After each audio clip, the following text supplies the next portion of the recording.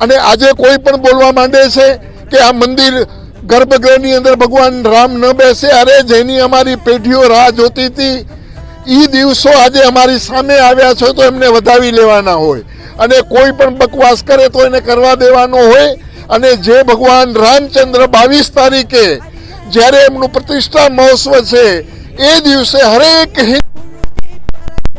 કરું છું એક સાધુ રૂપે અને ભગવાધારી રૂપે કે આપણે એ દિવસે આપણી દિવાળી 2024માં 2 દિવાળી છે, એક 24 અને પછી આવા વાળો દિવાળી છે.